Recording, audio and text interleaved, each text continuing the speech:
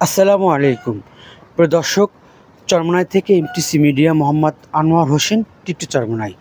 14 September 2025 রোজ রবিবার দুপুর 2টা 30 মিনিটে বরিশাল টাউন হল চত্বরে ইসলামী আন্দোলন বাংলাদেশ বরিশাল জেলা ও মহানগর কর্তৃক আয়োজিত এক বিশাল গণসমাবেশে সভাপতিত্ব করেন পূর্বচর মোহাম্মদ লোকমান হাকিম, ইসলামী আন্দোলন বাংলাদেশ বরিশাল মহানগর এর সভাপতি। গণসমাবেশে প্রধান অতিথি হিসাবে উপস্থিত ছিলেন ইসলামী আন্দোলন বাংলাদেশের সিনিয়র নায়েবে আমির আলহাজ হযরত মাওলানা মুফতি সৈয়দ মোহাম্মদ ফয়জুল করিম শায়েখে চরমনাই। প্রধান অতিথি তিনি কথা বলেন, পিআর পদ্ধতিতে নির্বাচন না দিলে দেশপ্রেমিক ছাত্র জনতা দাবি আদায়ে রাজপথে নামতে বাধ্য হবে।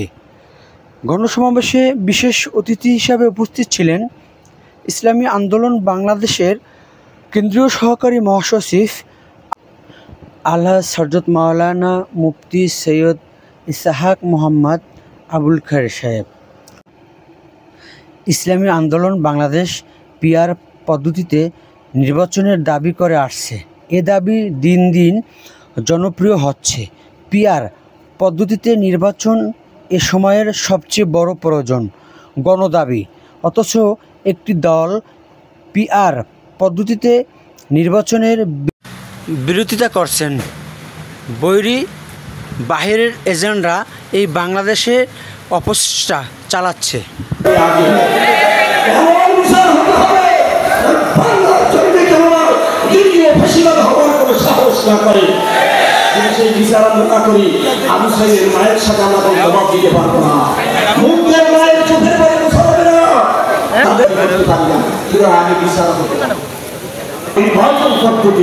এই নির্বাচন পদ্ধতিতে তিনি আমূল পরিবর্তন আনতে চেয়েছেন, প্রস্তাব করেছেন। এজন্যই আমরা পিআর পদ্ধতির প্রস্তাব করেছি। আমরা দেখেছি, আমরা এটা নিয়ে রিসার্চ করেছি, গবেষণা করেছি।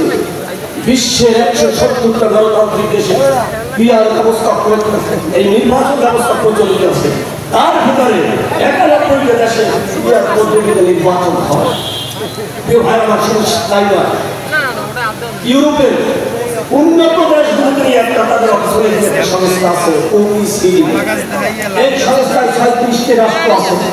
এই রাষ্ট্রের 37টি রাষ্ট্রের ভিতরে 25টা রাষ্ট্র অর্থাৎ 70% রাষ্ট্রে পিআর পদ্ধতিতে নির্বাচন হয়।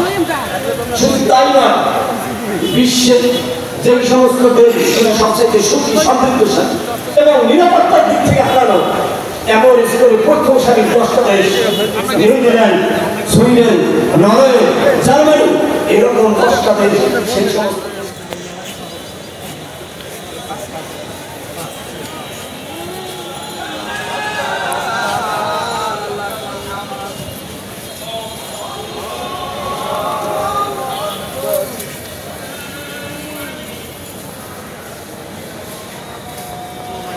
সবাই দাঁড়ায় নামাজ